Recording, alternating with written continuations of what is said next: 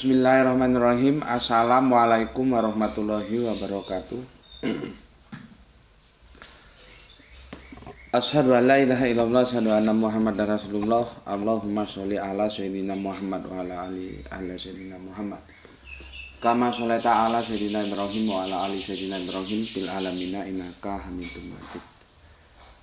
Sebelumnya kita panjatkan dahulu doa kepada Gusti Allah Agung untuk saudara-saudara kita yang telah memberikan sholawatnya kepada channel dakwah ini, sehingga channel ini dapat dengan setia eksis hadir dalam ruang-ruang diskusi kalian semuanya dimanapun kalian berada.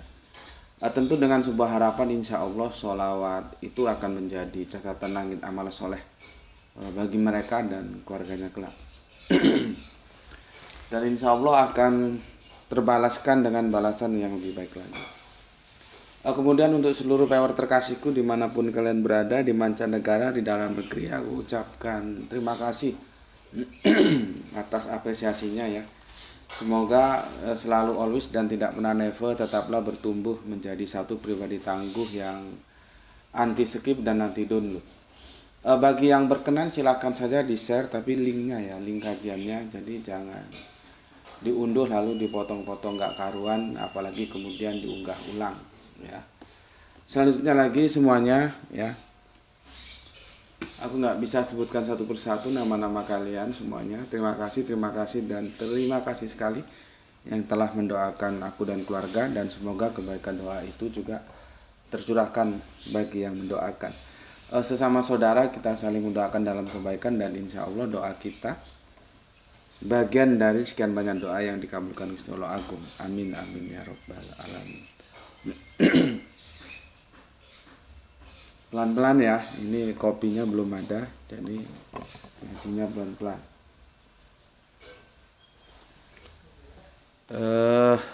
Sekali lagi aku katakan, materi kajian ini sebetulnya sudah kita bahas sekitar 3 atau 4 tahun yang lalu sebanyak 11 seri ya. Tajuknya itu Kanjeng Nabi Isa tidak akan turun lagi.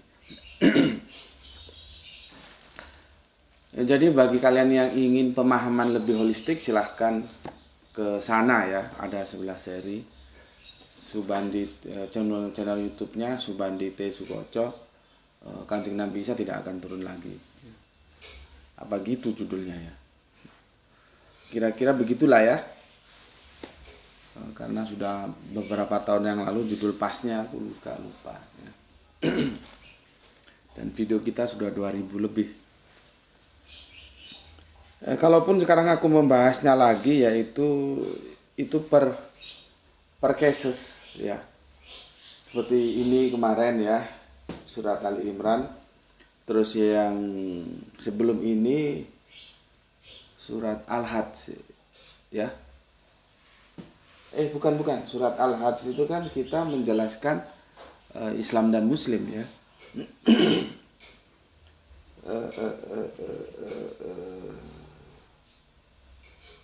Nah ini sampai gue sendiri lupa. Sebelum ini apa kemarin ya, sebentar. Ya beginilah, banyak yang sampai banyak yang dikerjakan, banyak yang dipikirkan sampai lupa.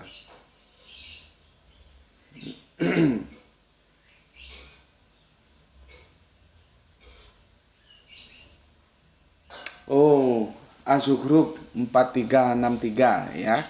Itu sudah kita bahas ya.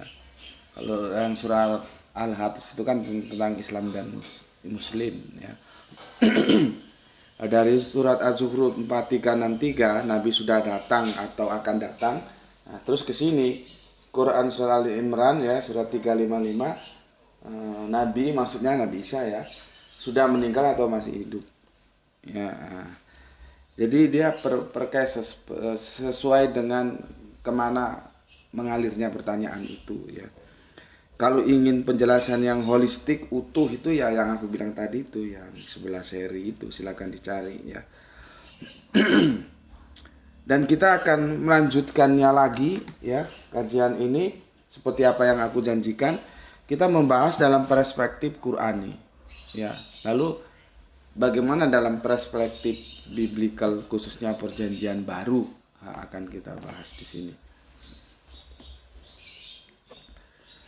Ini sekali lagi aku berikan penjelasan, kita membawanya dalam perspektif akademis ya. Jadi ini kajian, tidak dalam hal yang lain. Dalam kajian akademis itu apapun bisa kita diskusikan selama itu disampaikan dengan hormat ya, tidak keluar dari batas-batas kewajaran ya.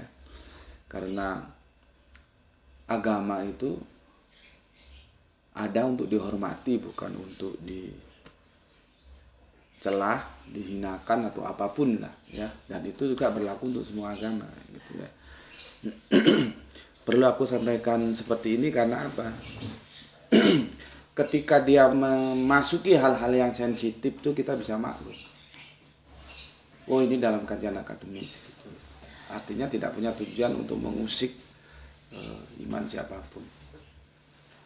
Makanya itu sesuatu yang halal kita bicarakan dalam dalam format akademik itu bisa menjadi haram ketika kita bicarakan di format sosial.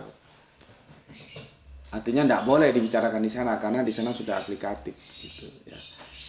Sehingga dengan aturan-aturan main seperti itu kita bisa tetap menjalin ya interaksi yang harmonis. Oke.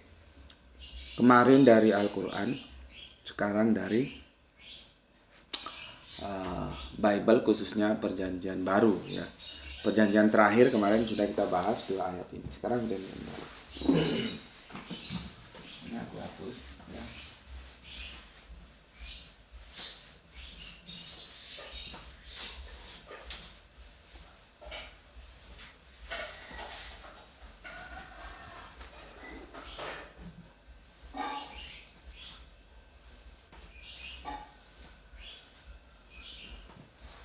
Haruskah menunggu Yesus datang lagi? Gitu ya. Haruskah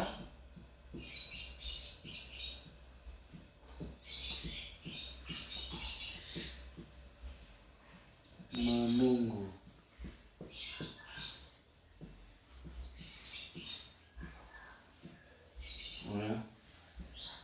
Yesus datang lagi ya. Tulisannya jelek ya. Haruskah menunggu Yesus datang lagi? Gitu. Kalau kemarin kita pakai nama Isa, sekarang pakai nama Yesus. Sebetulnya sama saja itu 2 nama itu ya. Aku kasih introduction dulu.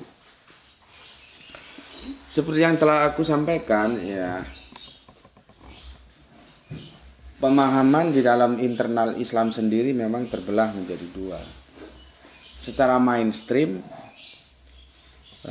mengatakan Kanjeng Nabi Isa turun lagi, tetapi secara anti mainstream tidak turun lagi. Itu dalam Islam begitu. Beda di dalam kekristenan ya. Ada sih salah satu pendeta, cuman itu kan tidak lembaga, artinya personal. Dia mengatakan bahwa Yesus itu tidak akan turun lagi. Tapi itu kan pendapat personal. Sementara pendapat secara kelembagaan dari berbagai macam himpunan-himpunan kekristenan, mereka menerima secara mainstream bahwa Yesus akan datang lagi, yang dikenal dengan kedatangan yang kedua, dan itu sangat marak apabila digelar KKR ya, kebangkitan rohani itu. Kedatangan yang kedua itu mesti spektakuler itu ya, panggungnya besar, luas, pencahayaan lampu-lampu, meriah lah gitu ya. Kemudian aku sudah katakan, nggak tahu ini untuk yang keberapa kalinya ya. Dari sebuah buku aku pernah baca itu ya, Sebetulnya cerita ini cerita yang dibangun kemudian. Jadi dia tidak faktual. Cerita yang dibangun untuk memberikan harapan agar tidak terpuruk, agar tidak down, agar tidak jatuh mentalitas dari para pengikut-pengikut Yesus setelah Yesus ya naik ke atas surga, pasca mengalami eksekusi yang mengerikan ya, yang kita kenal dengan penyaliban itu. Jadi cerita ini sebetulnya cerita yang tidak ada, kemudian diadakan, dibangun untuk memberikan harapan. Gitu. Namun nggak tahu gimana ceritanya, tiba-tiba itu masuk ke dalam kekristenan dan itu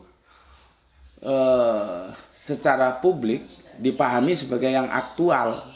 Nah, di sini menjadi ada persimpangan jalan. Yang awalnya dia sebuah cerita yang dibangun untuk memberikan sebuah pengharapan, tidak down ya. Bayangkan ketika sebuah komunitas ditinggal pemimpinnya ya. Bagaimana itu? Kan bisa down gitu. Makanya dikatakan dalam sebuah pesan Yesus kepada muridnya supaya mengambil strategi apa? Jinak seperti merpati dan cerdik seperti ular. Itu dalam rangka menghadapi Romawi dan Yahudi yang sangat-sangat tidak mau bersahabat dengan mereka. Dan akhirnya ya Romawi dan Yahudi ini kan yang berkolaborasi untuk mengeksekusi penyaliban Yesus itu. Ya. Jadi ini cerita yang dibangun gitu.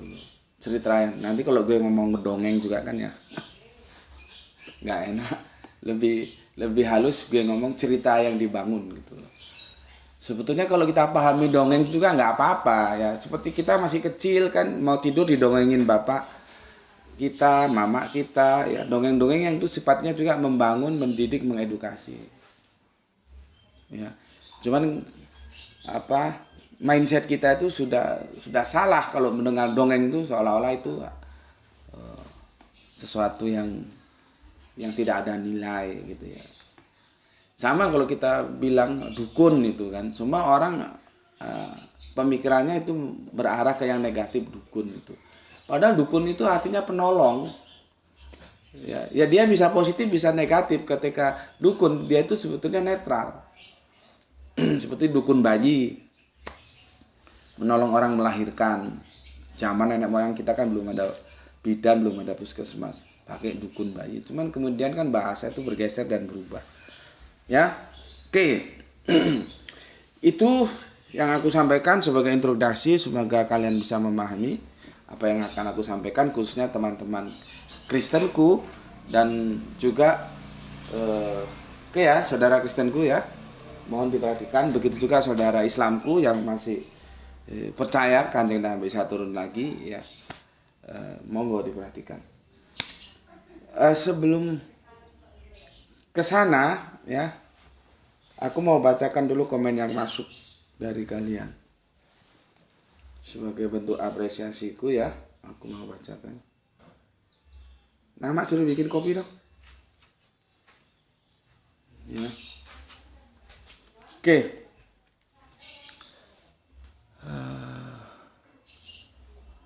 Mas Tony Rubai. Mas Tony Rubai dari mana ya? Ini baru masuk ya. Selamat datang ya. Alhamdulillah sudah masuk dan semoga betah ngaji di sini. Ya, semoga tidak terkaget-kaget. Silakan bersilaturahmi dengan senior-seniornya di sini ya. Kita ngajinya ini ya mengalir aja apa adanya ya. Tanpa basa-basi kalau kata iklan. Ya, oke. Komentarnya, beberapa kajian sudut pandangnya mirip dengan kajian Torekot Sidikiyah perihal sholat fardu Jumat dan Isa Ibnu Maryam. Oke, aku jelaskan Kang Mas Tony. Begini. kebiasaan-kebiasaan kita, meskipun kita sudah diberikan sebuah tools, sebuah instrumen oleh sahabat Ali dalam sebuah kebijakan hikmah yang begitu indah, ya, lihatlah apa yang diomongkan, jangan lihat siapa yang ngomong. Tapi itu kan meskipun di jidat-jidat kita ini, ya, katakanlah sudah sangat hafal lah kata-kata itu, kan sering dibacakan dalam khotbah, dalam kajian, dalam apa. Kita mesti tandur mangkola wala tandur apa gitu bahasa Arabinya gitulah ya. Jadi jangan lihat siapa yang ngomong, tapi lihat apa yang diomongkan gitu. Itu kita hafal semua itu. Itu jidatnya kalau bisa diteropong tuh ada di jidatnya gini. Tapi kan kelakuannya nggak begitu. Antara apa yang dia pikirkan, apa yang dia terima dengan kelakuan dalam kehidupan kesehariannya nggak sama. Itu bukan rahasia lagi. Ya, seharusnya tidak begitu karena kita diajarkan tidak begitu. Lihat apa yang diomongkan, bukan lihat siapa yang ngomong. Gitu. Kebenaran datangnya dari manapun, kalau itu benar, terima. Gitu. Tapi kan kita enggak. Makanya ya banyak yang tertipu karena kita selalu melihat kesalahan seseorang itu hanya dalam batas-batas physically, visualisasi. Ya. Maka kalau banyak umat tertipu, ya karena umatnya juga geblek seperti itu. Sekarang ini kan lagi marak ini, ada kajian apa namanya? Aliran sesat itu, yang ya kalau dilihat pakaiannya sih ya pakai jubah, pakai gini, tapi kan itu pemikirannya pemikiran yang nggak genah semua. Agama itu menjadikan manusia itu sebagaimana manusia, supaya manusia tidak jadi binatang. Dia kok manusia dijadikan binatang. Jadi boleh, asalkan senang sama senang boleh tukar pak. Suami istri boleh tukar-tukaran. Nikah nggak perlu wali, nggak perlu apa, senang sama senang jadi. Itu kan otak waras saja, nggak perlu pakai dalil, hadis, Al-Quran aja kan sudah bisa nilai. Ini bajingan apa ulama ini? Gitu itu ya ada pengikutnya, itu loh yang gue kadang-kadang heran. Apa otaknya itu nggak bisa membedakan mana ajaran dari Gusti Allah Agung, mana dari bajingan-bajingan itu, gitu. Gitu ya ada pengikutnya. Kalau lihat dari dari physically-nya, pakaiannya, yang kepalanya dikasih sorban dikali macam-macam itu. Itu tadi karena orang kita ya, kita harus berani memberikan autokritik, ya. Selalu mengukur itu dari tampilan-tampilan fisik, tampilan-tampilan luar. Ya. Oke. Sekarang terkait dengan sidikia. Ya. Dalam kerangka berpikir akademis, bohong itu tidak boleh. Harus ya memegang kejujuran. Kalau salah tidak apa-apa, orang manusia itu memang tempatnya salah gitu ya. Ya. Oke. Selama ini gue bukan sebetulnya bohong juga enggak ya. Bukan menutupi. Bukan. Sumbernya dari mana itu bukan gue tutupi, tapi ada sesuatu yang gue perhitungkan. Nanti kalau sumbernya gue sebut, yang nyantri di sini itu sudah alergi sama sumbernya, sehingga kebenaran yang datang dari sumber itu diabaikan. Itu loh pertimbangan gue ketika gue tidak pernah menyebutkan sumbernya, itu pun dalam tanda kutip. Sebetulnya kalau yang ngaji ini secara rutin dan mengikuti terus-menerus, sudah bisalah membaca sebetulnya sumber yang aku pakai dari mana. Ya. Jadi aku jelaskan ya, aku pernah diajak temanku untuk ikut Thariqah Siddiqiyah. Aku ndak mau. Aku bilang janganlah, mending kamu yang tetap ada di Sidikia, nanti kamu belajar sama aku. Gitu. Jadi aku bukan santrinya Sidikia, tapi aku banyak belajar Sidikia dari temanku yang nyantri di Toriko Sidikia. Kenapa aku ndak mau? Jelas nggak bisa, karena aku itu ilmu itu harus didialogkan. Sementara ya budaya-budaya pondok apalagi Toriko itu kan tidak bottom up tapi top down dia. Apa yang diajarkan yaitu lu telan gitu. Gak, gue nggak bisa, harus ada dialektika, harus berdialog kita. Dialog itu kan ujung-ujungnya bisa ketemu bisa nggak ketemu. Bayangkan mursyid dialog dengan santrinya. Jadi sesuatu yang nggak mungkin terjadi. Gitu. Itu tabu dalam dunia-dunia mereka. Makanya aku bilang, enggak lah Kang Mas, namanya almarhum Kang Mas Bagio ya. Kamu aja tetap, nanti aku yang ikut belajar sama kamu.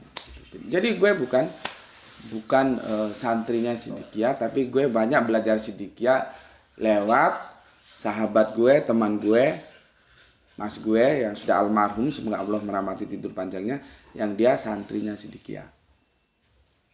Gitu ya. Oke. Lalu pertanyaannya kan begini. Pernyataannya maksud gue. Beberapa kajian sudut pandangnya mirip dengan kajian Tarekah Sidikia perihal sholat fardu Jumat dan Isa ibnu Maryam. Gue jawab satu-satu ya kan Mas. Kalau soal sholat fardu Jumat, gue jawab dengan jujur 100% iya. Dari Toriko Sidikia. 100% dari sana. Jadi gini ceritanya. Pada waktu itu Idul Fitri ya. Idul Fitri ini panjang ini ya. Nanti kita bikin berseri nggak apa-apa lah ya. Mengalir aja ya. Ini sudah 22 menit. Idul Fitri pas hari Jumat. Gue bersilaturahmi sama Mas Bagio sama Pak Saparin. Suparin atau Saparin gue lupa. Yang semuanya sudah almarhum, semoga Allah merahmati umur panjangnya. Ya, gue kan sudah bilang teman-teman gue itu justru banyak yang sepuh-sepuh gitu ya. Yang itu pantas jadi bapak gue gitu ya. Kalau Mas Bagio sih relatif mas lah ya, tapi kalau Pak Saparin itu udah sepuh. Kami ngobrol bertiga, namanya juga Idul Fitri ya, ngobrol bertiga. Kemudian mengalunlah beduk kalau di Jawa ya, di tempat kami di Sumatera juga ya, beduk ya, menandakan masuknya sholat Jumat dan kemudian adzan kan itu. Aku diam aja, cuman gue berpikir ini tiap hari mulutnya ngomong agama, tapi ketika ada beduk ada azan tenang-tenang wae, minum-minum, ya namanya kan hari raya, kue apa kan di meja tuh dihamparkan ya. Terus ya sudahlah, gue bilang pamitan gue mau sholat Jumat dulu ya. Terus gue berangkat sholat Jumat dan Pak Saparin sama Mas Bagio ini sama-sama sesepuhnya Sidikia di tempatku ya. Itu senyum, oh monggo gitu. Mereka nggak menjelaskan, cuman senyum monggo gitu. Dan akhirnya aku sholat Jumat sendirian ya. Setelah itu aku kembali ngobrol bersama mereka berdua. Aku belum tahu. Ya. Jadi begini, ya itulah kenapa aku bilang kalau sholat Jumat dengan sholat duhur itu bisa saling merukso. Karena sama-sama sholat Idul Jumat, ya. Ini Idul Fitri. Nanti ada lagi kalau dengan Idul Adha ya bisa. Jadi ini dalam satu kelompok 3 ini, Idul Jumat, Idul Fitri, Idul Adha. Jadi mereka saling merukso. Kalau Idul Jumat sama duhur itu nggak bisa saling merukso. Karena itu lain kelompoknya. Duhur itu masuk dalam khomsa sholawatin fil yaumin wal lailati. Gitu. Jadi tidak sama ya. Ketika saat itu mereka berdua itu mengambil rukso. Artinya tidak sholat Jumat. Memang itu ada hadisnya, diberi kelonggaran, tidak menjadi kewajiban lagi kalau Idul Fitri atau Idul Adha itu bertepatan dengan Idul Jumat, gitu ya. Oke. Akhirnya kemudian aku belajar dan itu lama. Aku belajar lama, ya. Aku nggak gampang percaya. Segala argumentasi hadis Al-Quran aku coba pelajari dan aku coba sharing kepada siapa saja yang menurutku dia punya kapasitas ya untuk berdialog dengan aku, dan mereka memang tidak bisa menjawab. Bahkan aku pernah masukkan ke internet atau ke apa gitu ya. Ada nggak dalil bahwa Jumat dan Duhur itu bisa saling merukso? Itu nggak ada. Nggak ada. Dan setelah aku belajar sekian lama, aku coba diskusikan dengan mereka yang mempunyai kapasitas ya untuk mendiskusikannya. Tidak ada yang bisa membantah dan akhirnya aku melaksanakan itu dan aku mengajarkan kepada kalian. Jadi kalau aku berpesan kepada kalian, mengajarkan kepada kalian, itu aku sudah menggaransi. Ya, aku sudah menggaransi bahwa itu bisa dipertanggungjawabkan secara akademik. Gitu ya. Kalau sekali lagi ya, sholat Jumat iya 100% dari Siddiqiyah. Meskipun aku bukan santri Siddiqiyah. Tetapi kalau tentang Isa ibnu Maryam, nah ini seingat gue enggak. Gue sudah mulai mengkritisi ya. Ya. Gue mulai mengkritisi dan akhirnya ketemu dengan pemikiran Siddiqiyah. Ini bukunya. Ini istimewa buku ini dan langka ya, dicari nggak tahu belinya di mana. Ini hadiah dari Kang Mas Bagio ya. Coba tuh nampak tuh tulisannya nampak. Nih. Ya. Tetapi ini tidak seperti sholat Jumat dan sholat Duhur. Kalau sholat Jumat dan Duhur itu 100% iya, karena ini blank ya. Belum ada ide itu, kemudian aku dapat ide itu dan aku pelajari gitu. Kalau yang ini seingatku enggak gitu. Ingatku aku mempunyai pemikiran yang sama, ketemu dengan pemikiran teman-teman Siddiqiyah. Gitu sepertinya. Ya. Aku bilang sepertinya karena apa? Karena peristiwanya lama, bisa-bisa aku lupa, aku salah gitu ya. Nah, ditambah lagi ini.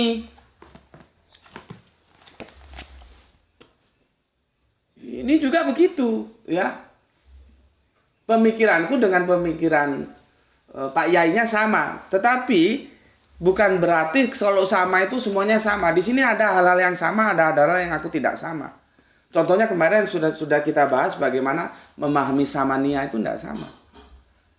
Ya, lihat tuh, nampak tuh. Ya, gitu Mas ya. Ini untuk Mas dan untuk semuanya ya. Semoga kalian paham. Alasannya kenapa tadi aku tidak belak-belakan mengatakan atau memberikan sebuah nama Thariqah Siddiqiyah yang itu diklaim sebagai Thariqah yang original Indonesia, bukan produk luar negeri, bukan seperti Qadiriyah Naqsabandiyah itu kan dari Irak ya.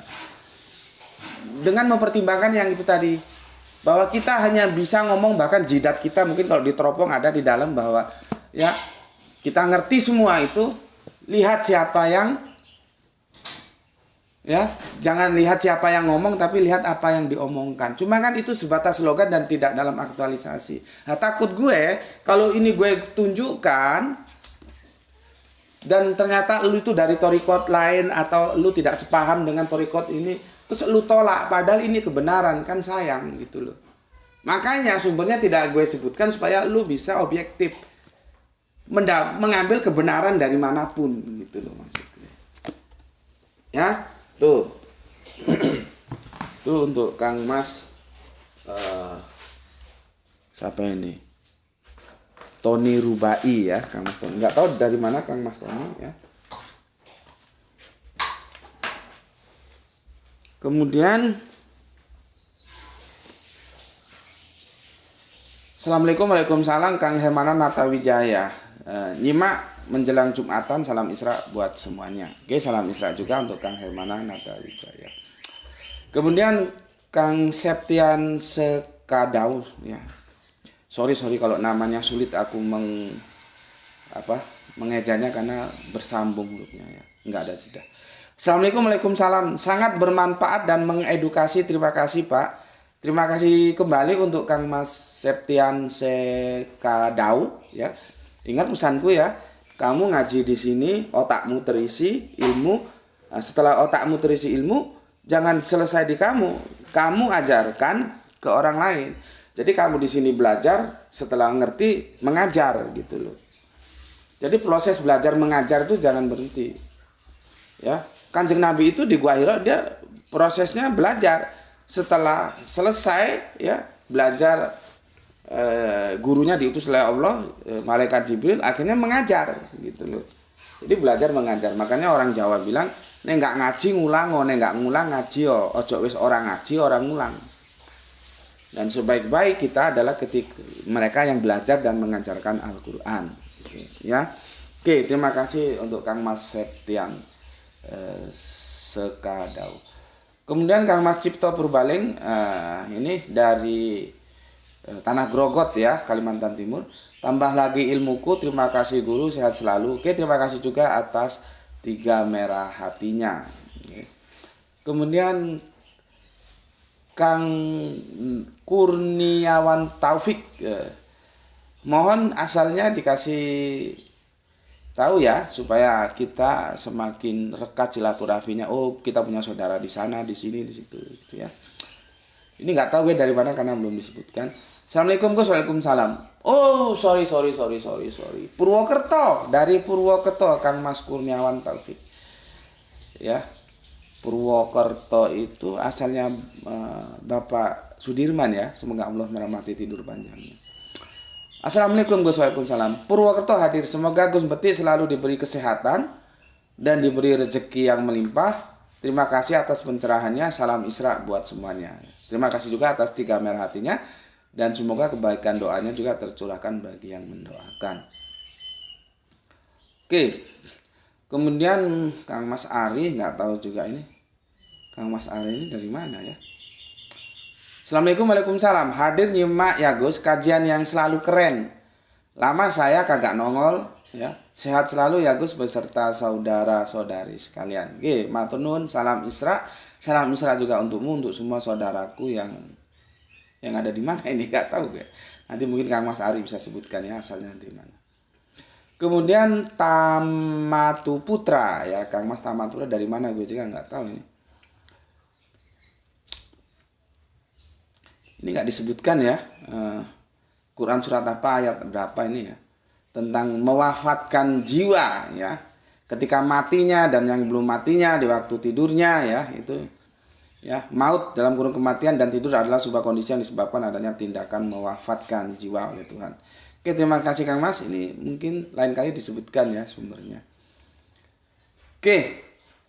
Dari sana kita ke Kang Mas Suyitno ya. Dia hanya memberikan 3 merah hatinya. Terima kasih. Lanjutkan Kang Mas Rasmin Asmat dari Makassar ya. Bismillah Makassar hadir Tuan Guru. Oke, monggo, apa kabar Makassar ya? Cutu Makassar. Salam Isra. Oke, salam Isra juga untuk semua saudaraku yang ada di Makassar.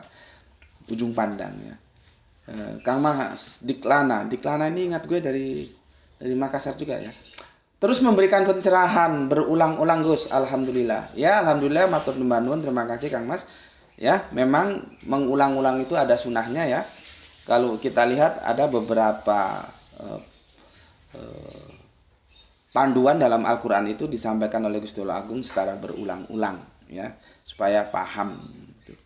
Oke, terima kasih. Kemudian Kang Mas Gedang Godok, ini jagoan kita, ini apa kata dia? Ali Imran 355 yang dimaksud dengan mutawafika di sini adalah wafat dalam artian mati. Ayat pembanding lainnya bisa dijadikan bukti-bukti terkait kata mutawafa terdapat dalam Quran surat lebih dari sekali, seperti dalam ayat katakanlah malaikat maut yang diserahi untuk mencabut nyawamu, wafat ya, akan mematikanmu. Quran surat As-Sajadah ya 32:11.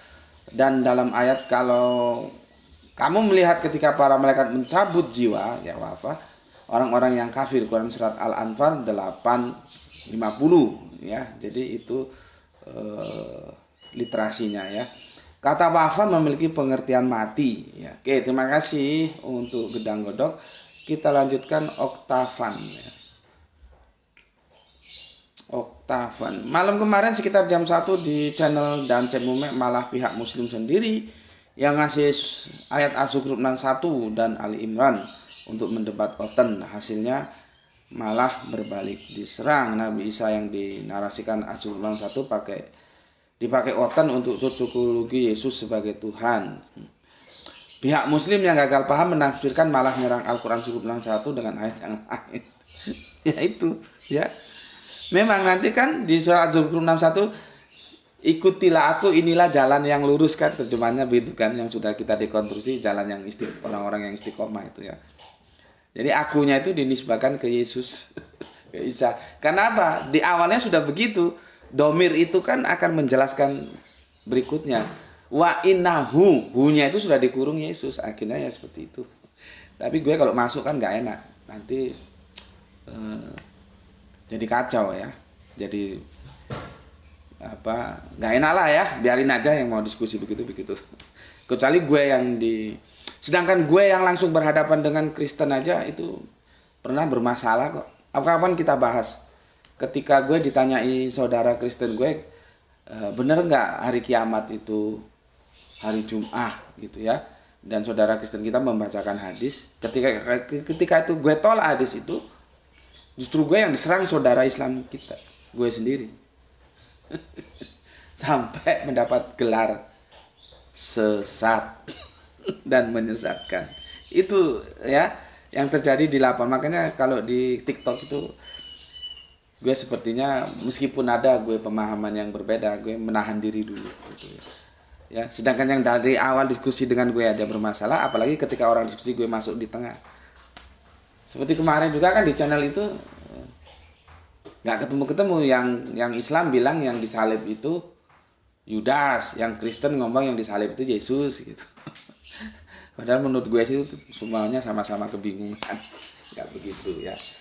Oke, itu untuk Kang Mas Oktavan. Kemudian Kang Saran Gepari menyimak setelah Jumatan, mantap.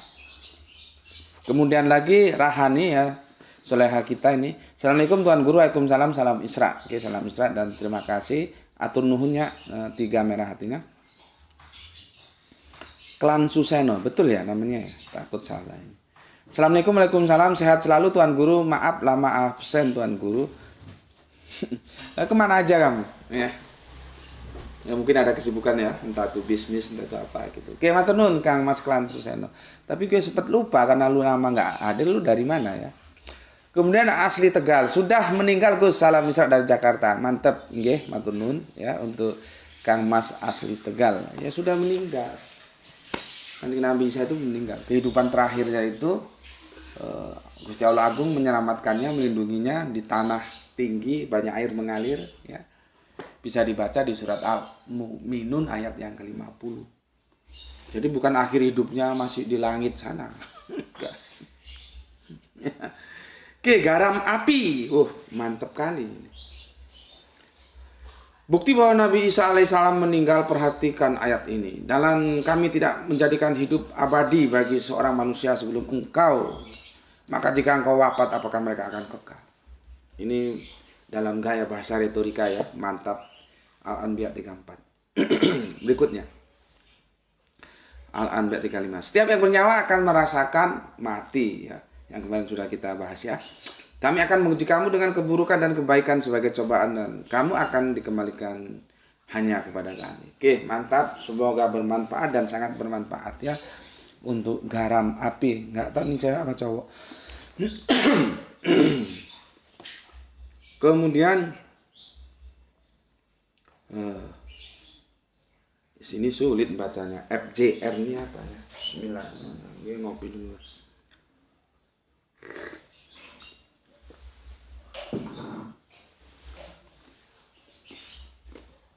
Hadis Sahih Bukhari tentang Nabi Isa dan Imam Mahdi di akhir zaman gimana, Gus? Ya.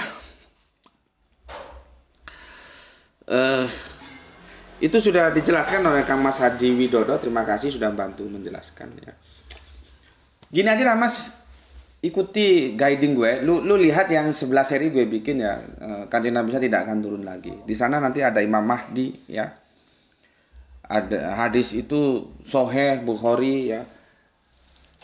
Terus bagaimana kita menghadapi hadis sahih itu, kenapa Gus Putih menolak hadis sahih itu ada di sana lah ya. Nanti kalau aku jelaskan di sini kamu nggak ke sana, kalau ke sana nanti kamu lebih jelas ya gitu. Masalah Imam Mahdi ini sebetulnya nggak usah diramaikan. Imam itu tidak akan terjadi kalau tidak ada makmum. Mengapa kita nggak rame di makmum Mahdi? Dan itu videonya sudah aku bikin. Tanya Gus Pati itu.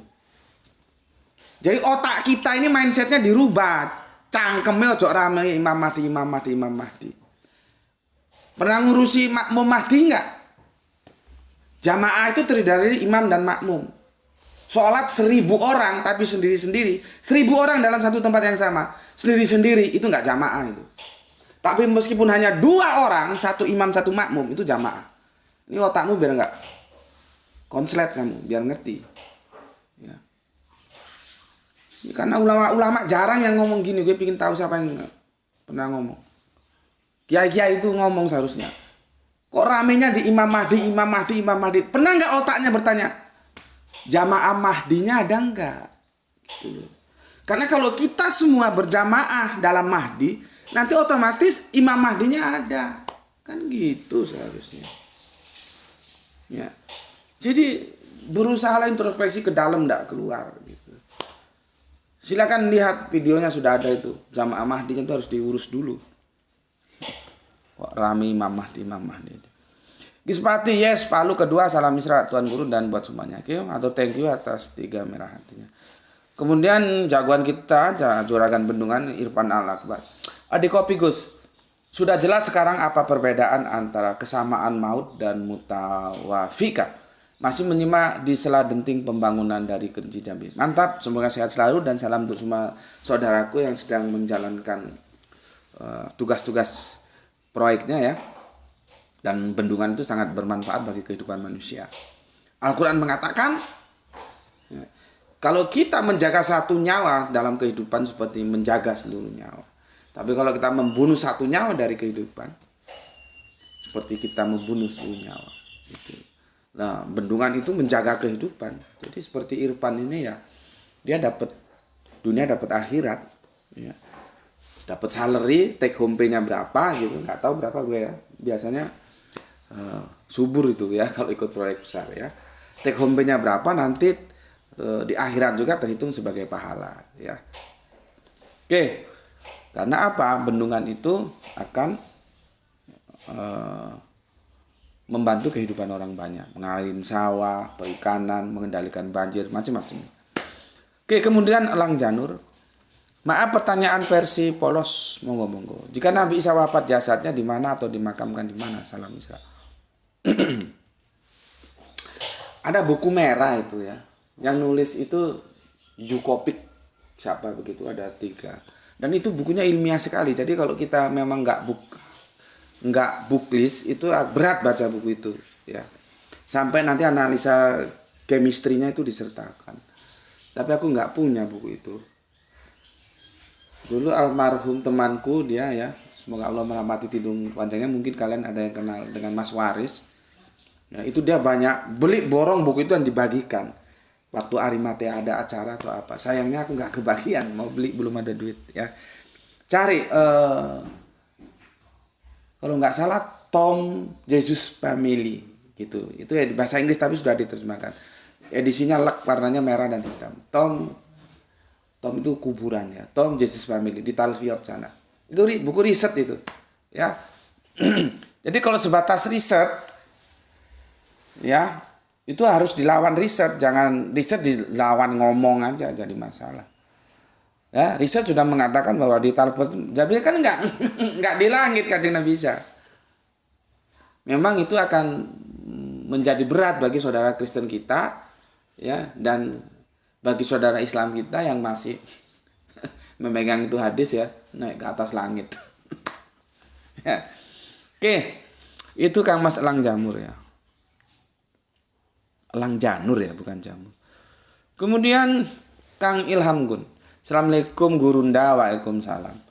Mohon izin sedikit menambahkan turunnya Nabi Isa di akhir zaman berkorelasi dengan Imam Mahdi yang dipahami sebagai personal khusus yang kemudian dinisbahkan kepada satu kelompok. Ini sudah menjadi mitos yang mendarah daging karena sosok Imam Mahdi yang seharusnya dipahami sebagai kapasitas umum setiap muslim untuk menjadi imam, malah dipahami sebagai pribadi khusus yang akan muncul dari golongan Ahlul Bait. Ini masalahnya. Ahlul Bait pun masih menjadi masalah karena ada klaim pribadi. Yaitu, karena apa? Ngajinya itu kurang jauh, gitu loh, kurang belak-belakan. Ilmu itu harus disampaikan belak-belakan apa adanya. Menyakiti, ya kan sudah kita batasi. Ini akademis loh ya, jadi jangan tersakiti. Gitu. Oke, terima kasih untuk Kang Mas Ilham Gan ya. Kemudian saudara kafir Kristen kita, ini ya, apa ini? GM yang terhormat, ya terima kasih Kang Mas Denny. Sesekali tolong Anda jelaskan polemik dalam ajaranmu. Seperti dalam hadis sahih dikatakan Nabi junjunganmu tidak dikuburkan selama 3 hari. Apa alasannya dan mengapa itu bisa terjadi? Apakah benar setelah kematian Muhammad terjadi pecah kongsi di antara para sahabat? Apakah ada faktor politis di balik itu? Mohon penjelasannya biar berimbang. Bagi saya pribadi apa yang sampaikan dalam kajian tentang Isa Al-Masih versi Al-Quran, monggo. Selama itu tidak menghubungkan dengan Alkitab, karena itu tidak mungkin sama. Sama. Nanti tak hubungkan dengan Alkitab. Ini kan pendekatannya Alkitab ini. Sama. Ya, sama. Makanya aku bilang tadi di depan sebagai mukadimah kan supaya tidak ada ketersinggungan. Karena dalam kekristenan gue tahu lah ya, kedatangan kembali Yesus itu menjadi sesuatu iman yang fundamental. Tiba-tiba gue patahkan, kan gimana? Dan gue mematahkannya nggak pakai Al-Quran, pakai sama-sama Bible, khususnya Perjanjian Baru. Jadi sama nanti ya. Oke, tentang Kanjeng Nabi kenapa dimakamkan baru 3 hari kemudian itu, gue nggak jawab lah ya, karena itu out of the topic. Maybe sometime boleh lah ya. Dan itu sudah ada 12 balasan sepertinya ya. Sudah ada yang jawab, semoga ada yang jawab ya. Oke. Aku kira sudah ya, sudah aku baca semua. Oke. Sekarang kita belajar. Ya.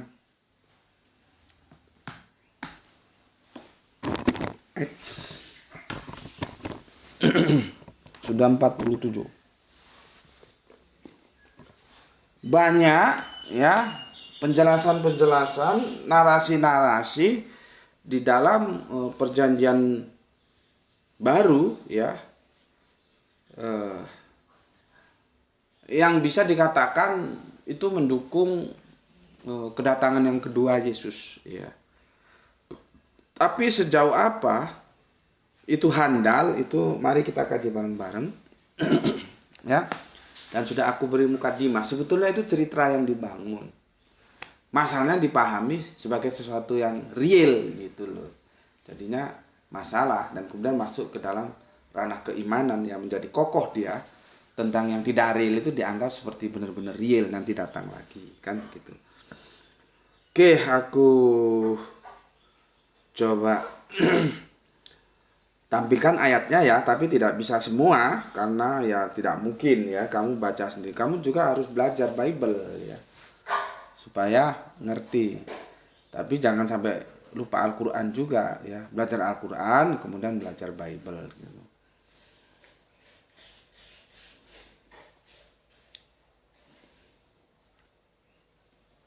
Banyak ya ayat-ayatnya. Coba aku bacakan dulu, nanti aku mengerucut pada yang satu. Gini, Markus ini tidak perlu aku catat, nanti aja yang fundamental aku catat ya, ayatnya. Ini didengar aja. Begini, jawab Yesus. Ini ada di Markus 14:62. Akulah dia dan kamu akan melihat Anak Manusia duduk di sebelah kanan yang Maha Kuasa dan datang di tengah-tengah awan-awan di langit. Jadi menurut Markus, Yesus menjanjikan kedatangannya yang kedua. Ya. Aku stressing point, anak manusia duduk di sebelah kanan yang maha kuasa dan datang di tengah-tengah awan-awan di langit. Nggak tahu tuh apa nanti dia di atas awan, duduk di awan, turun gitu seperti lift atau gimana ya.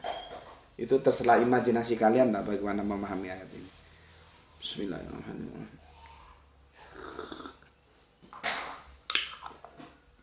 Ya.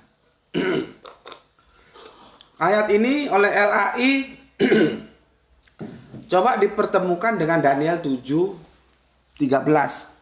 Yang sebetulnya sih nggak ada korelasinya ya, tapi ya kita apresiasi aja lah ya. Daniel 7:13 begini. Aku terus melihat dalam penglihatan malam itu tampak datang dengan awan-awan dari langit seorang seperti anak manusia. Ya. Datanglah ia kepada yang lanjut usianya dan ia dibawa ke hadapannya. Gitu ya. Jadi oleh LAI Markus 14:62 itu dilinearkan dengan Daniel 7:13. Ya, Daniel itu di perjanjian lama ya. Oke, kemudian kita berbalik lagi ke 1 Petrus 3:22. Yang duduk di sebelah kanan Allah setelah ia naik ke sorga, ya, sesudah segala malaikat kuasa dan kekuatannya ditaklukkan kepadanya. Ini naik. Ya. Naik ke sorga. Nanti ada yang terjemahan ke langit. Enggak tahu sorga atau langit yang benar, ya. Jadi nanti naik turun lagi gitu. Itu di 1 Petrus 3:22. Kemudian Markus 16:19. Kira itu? Sebentar. Ini Momoy. Sebentar sayang. Sebentar. Dia kalau gini atraktif banget. Mau ikut syuting. Mau ikut syuting. Mau narik-narik kabel. Itu sama Mas itu. Ini tuh. Masukin kamar dulu. Oke. Sekarang Matius 16:19. Sesudah Tuhan Yesus berbicara demikian kepada mereka, terangkatlah ia ke sorga. Nah, ya kan? Lalu duduk di sebelah kanan Allah. Meskipun ini menjadi perdebatan, katanya Allah nggak bisa dilihat kok, itu kok si Markus bilang duduk di sebelah kanan Allah, memangnya Markus bisa lihat Allah? Ya, itu nanti kita diskusikan ya. Tapi di sini intinya terangkat ya. 3 ayat sudah aku jelaskan ya. 4 ayat justru. Markus 14:62 terangkat ya, dan akan datang lagi. Daniel datang ya. 1 Petrus naik ke sorga, nggak pakai terangkat, dia pakai naik ya. Markus 16:19. Sesudah Tuhan Yesus berbicara demikian kepada mereka, terangkat ya ke sorga ya. Ya duduk di sebelah kanan Allah. Nanti di Lukas 22:69, mulai sekarang anak manusia sudah duduk di sebelah kanan Allah yang Maha Kuasa. Ini ceritanya Paskah ya. Paskahnya Kristen itu Paskah penyaliban, bukan Paskahnya Yahudi ya. Paskah Yahudi itu setelah keluar dari tanah Mesir. Jadi ada beberapa ayat itu mengatakan terangkat ya, dan ada 1 ayat nanti turun lagi gitu. Nah, terangkat ini yang masuk ke dalam para penerjemah kita, penafsir kita tentang rafa'a. Ya. Rofa'anhu itu ya. Di surat kita buka surat An-Nisa 157, kita buka di sana ya. Aku sudah berkali-kali juga jelaskan. Makanya ini yang belum selesai kan begitu, surat An-Nisa ini. An-Nisa 1:4 akan kita bersihkan dari pengaruh Bible. Ya. Itu penerjemahannya itu sangat biblikal banget gitu. Ya, jadi menyimpang pesannya. Al-Quran ngomong ke kanan, dia terjemahkan ke kiri. Ya, sama seperti ini ya. An-Nisa 157. 157 ya. 157 terlalu panjang ya, langsung ke 158 aja lah ya. Ya, tetapi rafa'ahullahu ilaih. Tetapi Allah telah mengangkat Isa ke hadiratnya. Allah Maha Perkasa, Maha Bijaksana. Ya, itu di An-Nisa surat yang keempat ayatnya 158 ya. Rafa'ahullahu ilaih wa kana lahu azizan hakima. Ya, rofa'a itu mengangkat. Sama seperti di Injil yang aku sampaikan tadi. Terangkat. Lah kalau kamu memahaminya literal banget seperti memahami teman-teman kita, saudara kita Kristen, yo bablas gue. Goblok gue.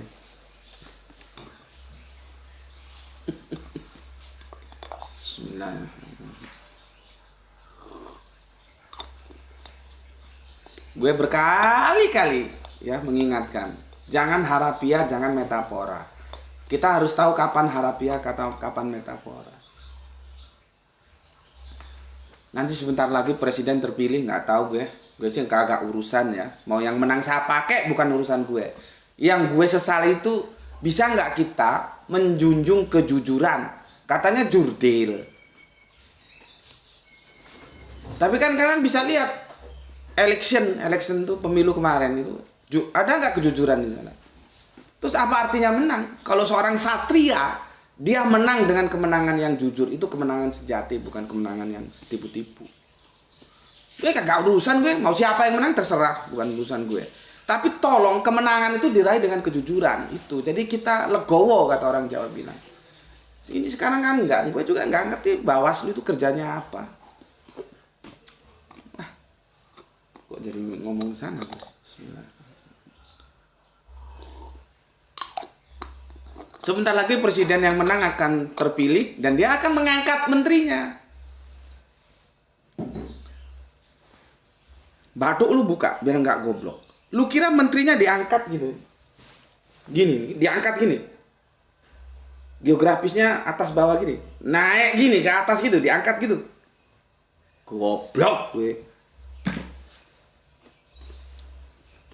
Diangkat itu tidak selalu berhubungan atas bawah karena dia tidak selalu geografis, tetapi bisa ya dia bermakna ya nilai. Itu loh. Bukan geografis. Tapi nilai seseorang itu terangkat, nilai dia itu menjadi lebih bagus dari sebelumnya. Nggak selalu geografis atas bawah. Cuman kalau memahami rafa'ah itu terus Kanjeng Nabi Isa diangkat gini sama Gusti Allah. Ini Kanjeng Nabi Isa ini ya, perumpamaan ini ya. Diangkat kepada Allah ke langit gini. Gini gitu ya. Nah, terus di sana di awang-awang nggak tahu gue tadi sorga, tadi apa kok tadi nih. Langit kok nanti turun lagi gitu. Apa bedanya dengan saudara Kristen? Terangkatlah berapa ayat tadi? Karena saudara Kristen kita juga memahaminya harafiah seperti itu, terangkat gitu.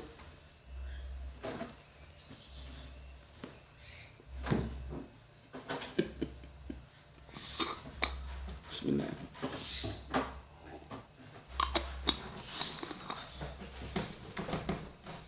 Biblikal itu harus dibersihkan, jangan sampai mempengaruhi ketika kita baca Quran. Itu yang gue mau, blok.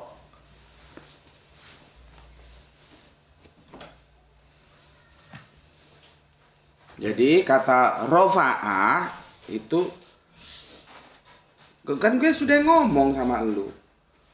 Ya.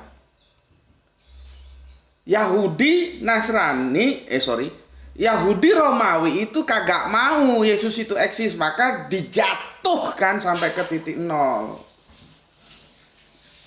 Disalib, ditelanjangi, namanya ditelanjangi, titiknya nampak. Gue pernah ngulas ini, gue diserang habis-habisan sama teman-teman Kristen. Karena dia nggak tahu terjemahan aslinya. Kitona itu sempak di kitab Yohanes itu. Kalau cuman baca terjemahannya ya jubah saja. Coba tarik ke Yunaninya. Kitona itu sempak. Sempaknya itu dicopot ketika Yesus disalib. Jadi dia telanjang. Karena apa? Mereka bajingan-bajingan tengik itu tidak punya belas kasihan kepada Kanjeng Nabi Muhammad. Kepada Kanjeng Nabi Isa. Disalib, ditelanjangi. Itu dijatuhkan sampai ke titik nol. Gusti Allah Agung tidak mau, tidak terima kekasihnya dibegitukan. Maka pembelaan itu hadir di perjanjian terakhir, dikatakan dia tidak disalib, dia tidak dibunuh, dia diangkat, ya. Barofa'ahu ilaih, diangkat. Terus otak lu diangkat gini gitu.